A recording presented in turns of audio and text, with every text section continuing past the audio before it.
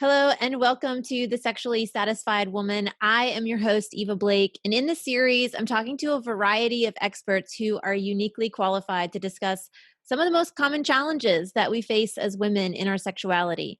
And over the course of this series, we're going to offer real practices and proven strategies to boost your confidence, ditch the shame, and create truly remarkable relationships so that you can have the sexual satisfaction that you deserve. And today, I'm pretty thrilled because I'm talking to poet and lupus legend Tonya Ingram.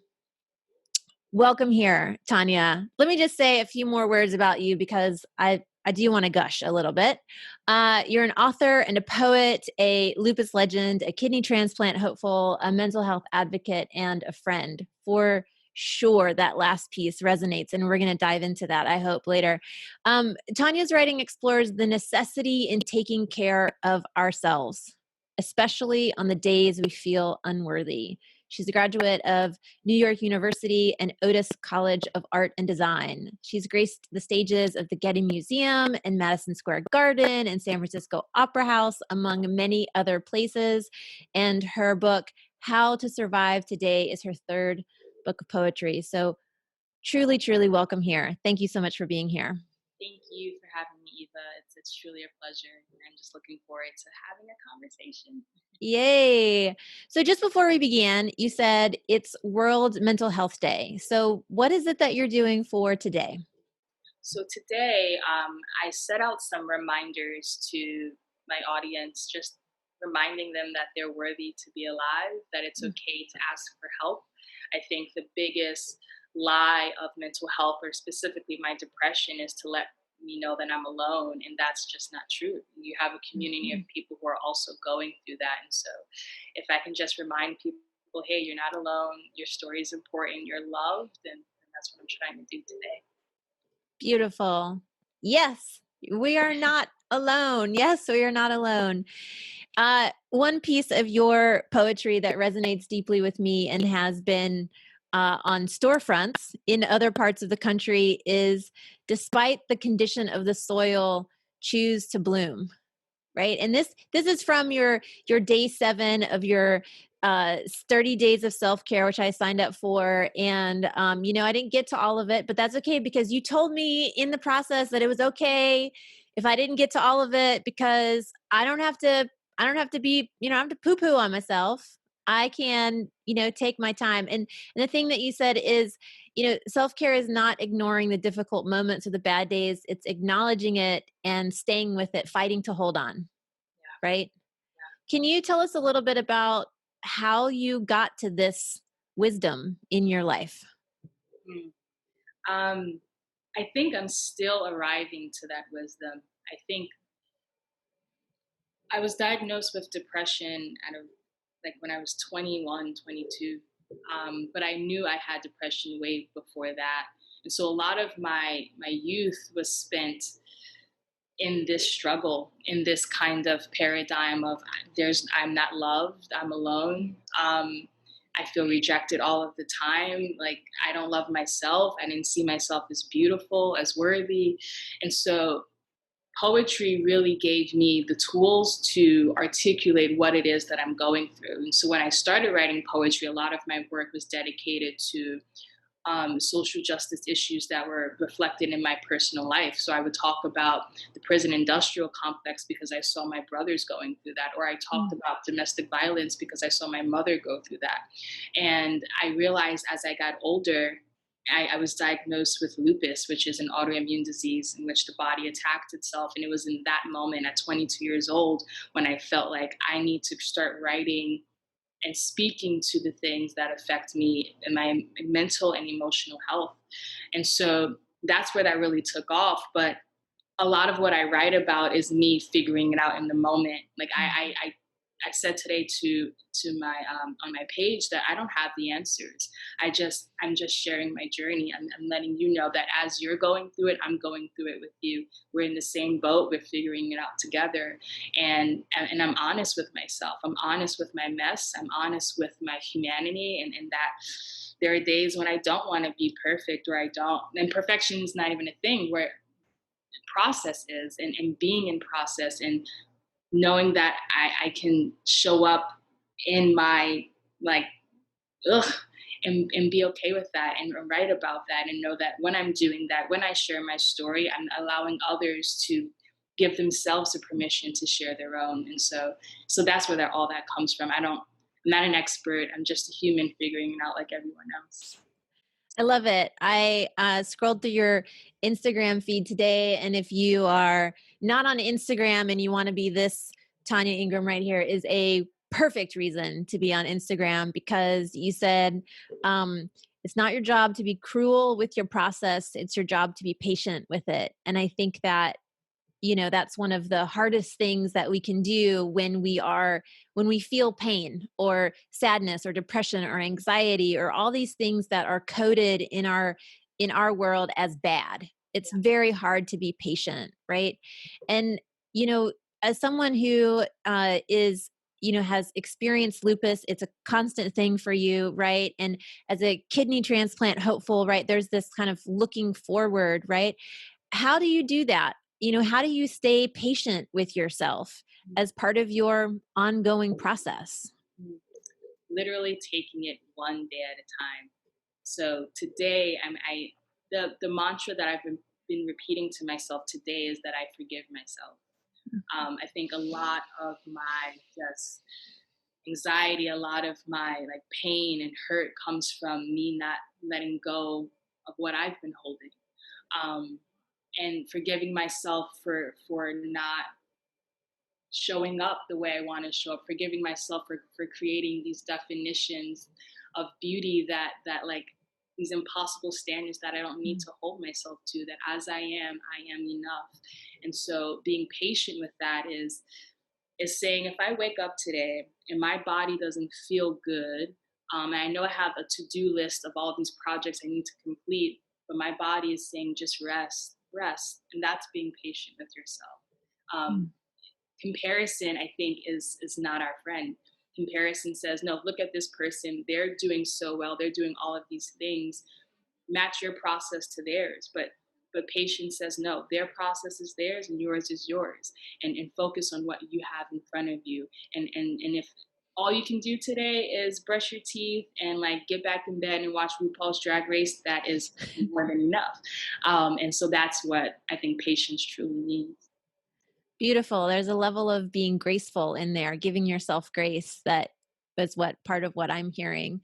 I've read some of what you've written, in your posts on Instagram around both being sexy, being in your body, your shots of being in, your bathing suit, and, stories of when you were younger than you are now, and you are making choices to be more sexually active. I'm curious, from that experience from your younger years when you were making that choice and you discovered that it wasn't really fulfilling, right? What did you learn from that informs how you show up for your life now? Um, I've been in therapy for the start of this year, and my therapist has been truly instrumental in helping me kind of thread where a lot of my sexual activity was coming from when I was a little younger. And I realized that I chased sex to achieve intimacy, and I was chasing intimacy to cure and heal the sexual assault that I experienced at 13. And so sex is beautiful in and of itself. It's a truly beautiful thing, but I was using it to I was chasing a high. I was using it to feel validated, to feel seen, to feel loved, when really all of those things I already have within me. All of that I was seeking from sleeping with other men, I already have, and I have within my community, I have within other resources. So now I've made the choice to be celibate, not to denounce that my sexuality, or not to, say sex is bad, but to actually bring myself closer to the beauty and glory that is sex, and that is sexuality, which is to own it on my own terms. Sex was introduced to me in a perverted way when I was 13. And so my job now is to heal that and unwound myself so that I can truly see myself as a sexual being that's in charge of her healing process. Beautiful. Beautiful. Thank you so much. Mm, mm, mm, mm, mm, mm. So I'm curious then, in this process for your own practice of celibacy to come closer to your true sexual self or your true sexual identity, what are you doing for yourself to, bridge that gap or to close that gap? A lot of alone time, but like Mhm. intentional alone time that's not equated with loneliness. I think there's a difference between being alone and dealing with loneliness. And a lot of my loneliness was attached to me needing to fix that. So I had to sleep with somebody. So I wasn't feeling that loneliness. But there's beauty in being alone. So Mhm. hanging out with my cats or like sitting on the balcony and being in the sun, meditation, like breathing in and breathing out has been like my savior. Being around community, How does that practice um, bring you closer to your authentic sexual self? like, by being in that quiet time, by Mhm. really examining and kind of breaking apart the pieces and saying, okay, I chase sex for this reason. I no longer want to do that for this reason, and this is why. So now, kind of like streamlining that and like trying to figure out what that journey is going to take, where that journey is going to take me, and being perfectly still in that process. I met with a friend yesterday who's actually going through the same thing, and we just sat there kind of like, what do we do? I also think like I feel like I'll have the answers right now, but it's a lot of trial and error, especially learning how to practice celibacy intentionally to really kind of heal. I think I have to take it right now. Like, what am I going to do today to protect myself in my celibacy and practice that so that I can be a sexual person on my own terms and by my own Mhm. definition. So it's a literal day-to-day process. Like today, I feel like I'm in charge of it. Tomorrow, I may struggle, and I have to create a safety net for myself when I do struggle. And what can I do when I'm like, no, I want to have sex because I want to chase this, this Mm. high, and maybe that means calling a friend and saying I'm feeling this anxiety around this thing, or take a walk. But it's truly like a day-to-day like battle, and it really is. Mhm. Beautiful. So, you post a lot of photos of you, in joyful spaces, in moments where you may not be smiling, in moments where you are, in your full nakedness, right? And I'm curious like how you experience sexy or sensual for yourself, that where you are able to keep it in you as something that you do for yourself, right? So that it is just what you're saying, it's not something that you're chasing out there, or you're needing something from someone else. I think a lot of that came from being diagnosed. My body took a literal different form, and I gained stretch marks from my feet up until like my waist. My face is like nice and round, but it's because of lupus, and it's called moon face. I had a catheter that was here that left a scar. Now I have a catheter on my side, and so seeing all of this, I did not feel sexy. I felt very much the opposite. I felt unwanted. I was told that I was unwanted by men because they saw my body and it wasn't appealing. And so it was after dealing with all of that rejection from myself, like I was rejecting myself, that I had to really sit and think, well, if I don't see myself represented or normalized in my disease and in my sickness, I have to make it for myself.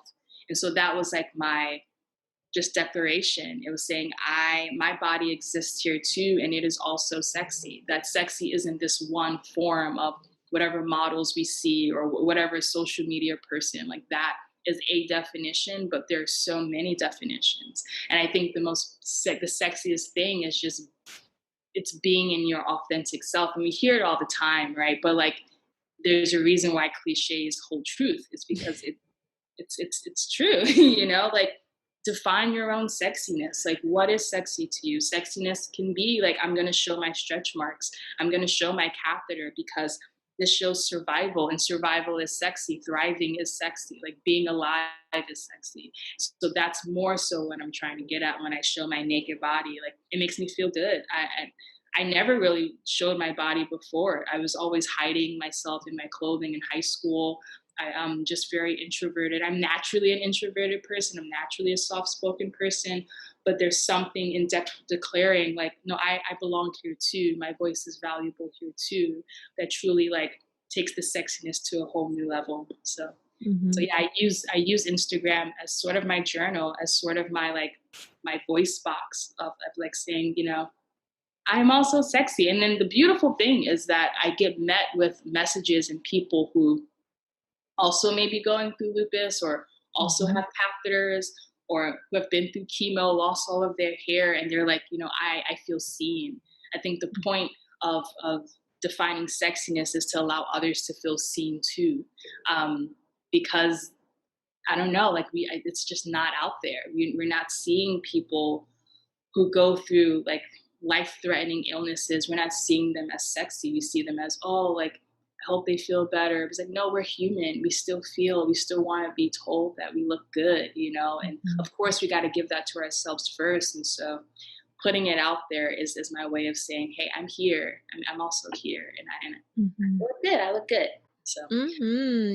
Yes, I'm here. I look good. I love that. I love that, your pathway here is to show up for yourself, right? And the beauty that you're saying is when I show up for myself and when I show out, when I show myself to others, that it gives other people permission to do that for them. But they also get that recognition that they're not alone, which is exactly where we started for, on Mental Health Day, with depression. It's the stories that like make our culture toxic are the ones that tell us that we are alone or that no one wants us. And so you're doing such a great service by revealing. Yeah, exactly.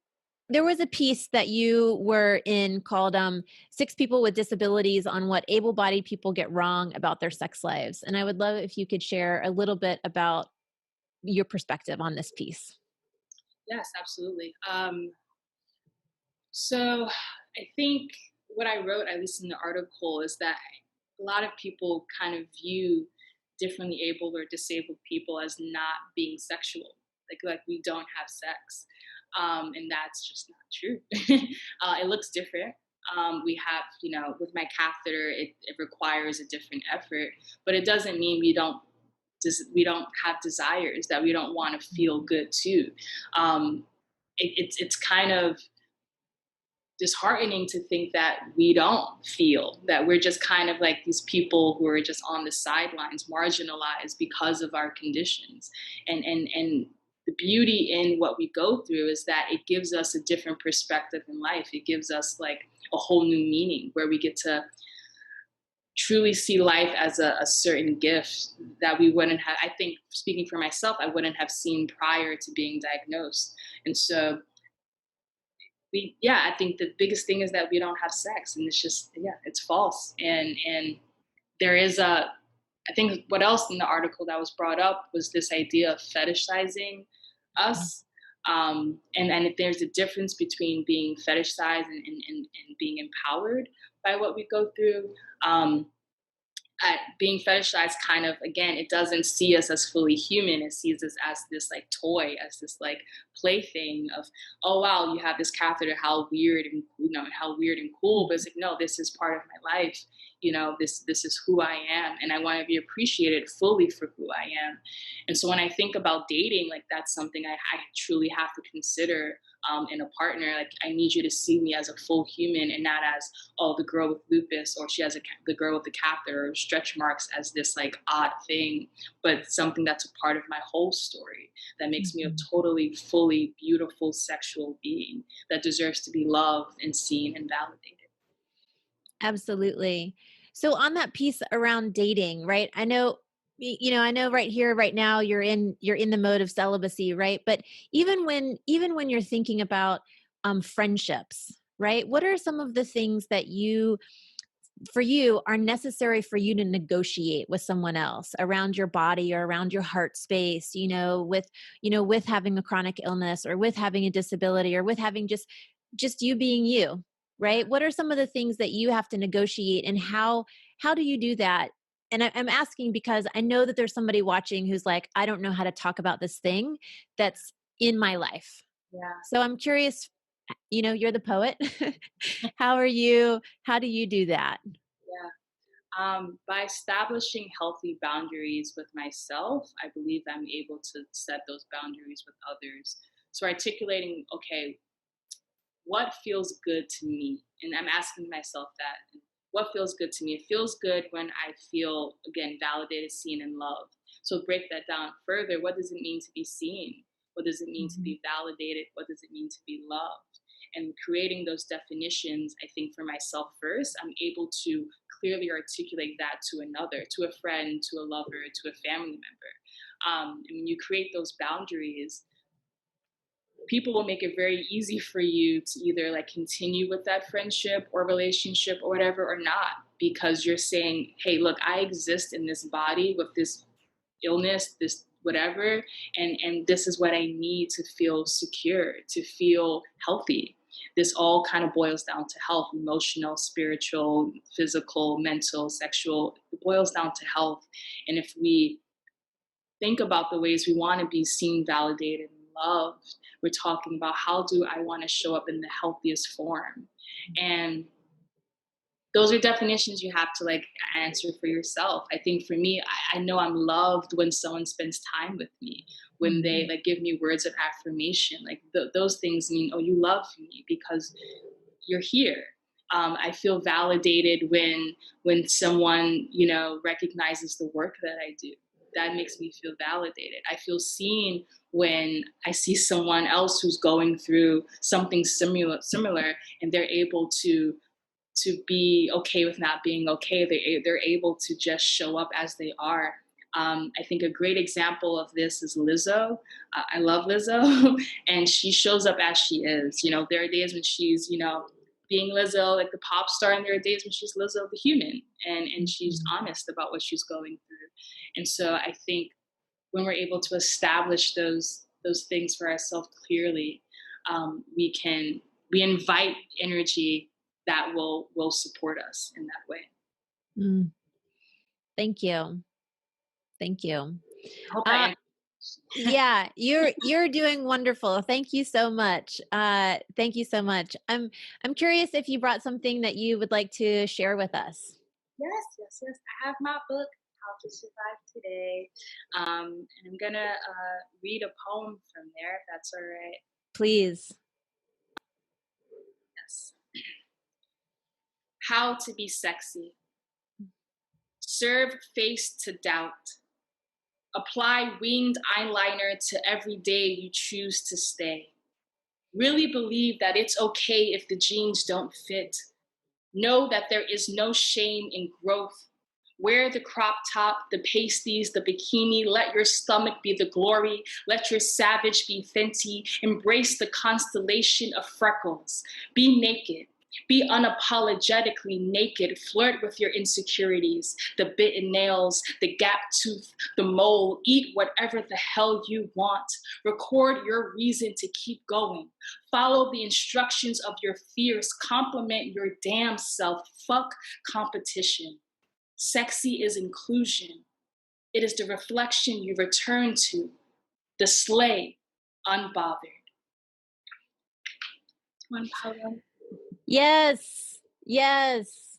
Yes. Thank you. I think we were talking a lot about how do we get through, how do we become patient with our process. And I think it just takes us being okay with the day that's in front of us. And so this poem is called How to Survive Today, after the book. And I hope it helps someone.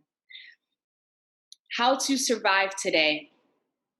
It's the small things, the extra fries at the bottom of the bag, The 50% sale off everything, the nail not chipping. Each time you drop your phone and there is no crack, the bass of your grandmother's laughter, Cardi B getting her entire life, going through checkout and your card not being declined, a hot shower, someone to text, stretching your back, making no time for the bullshit, the brows, no longer sisters but twins, the dinner you don't have to pay for, the DJ playing the one song you've been singing all day, making it home safely. The symptoms finally quiet. The doctor with the good news, the house to yourself. It's the small things. A construction of hope, a house of abundance. Everything good greeting you at the door and welcoming you home.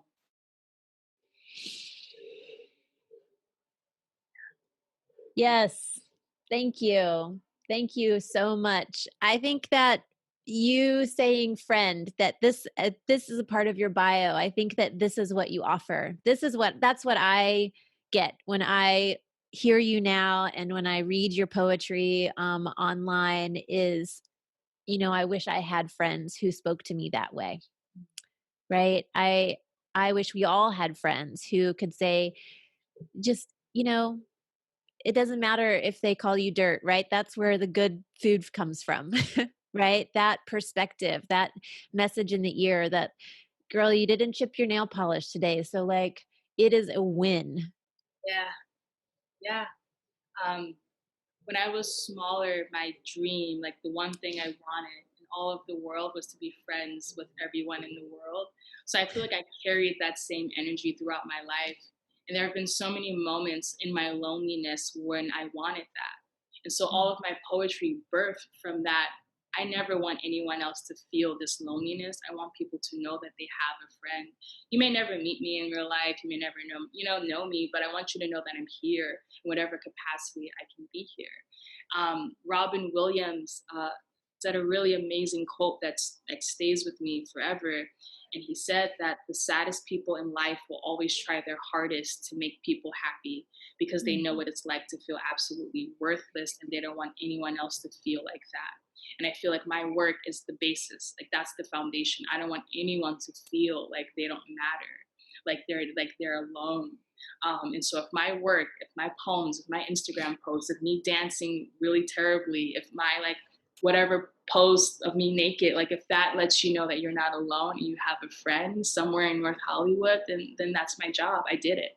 And that's why I think I'm here and why I do what I do. It's what I needed. I need that every day. And the poetry, all of this, an extension from that reminder, Mm. Thank you so very much. Thank you so very much. It's really powerful what you are offering to the world. Just even the intention to, to be a friend, to be that reminder, to be intimate in that way is such a beautiful gift of service that you're offering. And I just really want to appreciate you for that because I think that there are a lot of people who are absolutely touched by you showing up in the world. Thank you. So thank you. Oh, goodness. Yeah, same. No, yeah, same. I was trying to not cry, whatever, but yeah, thank you. Thank you so much. So I want to just encourage everyone who is watching here right now to connect with Tonya online. She's on Instagram. Go get some of that. Also sign up for the 30 days of self-care because I promise even just if you open one email, it is worth it. And 30 is even more so. And she has a very special gift for all of us that if you go to tonyaingram.com, you can go to her merch store and get 10% off by using the code DESIRE10. Again, the code is DESIRE10 at tonyaingram.com. So please come back for another day, all of you viewers, for another conversation about sexual satisfaction. And to Tonya, thank you so, so, so very much for being so graceful and offering some of your grace to the rest of us in the world. It's very helpful, very, very grateful. Thank you, Eva. Thank you for holding this space for the conversation.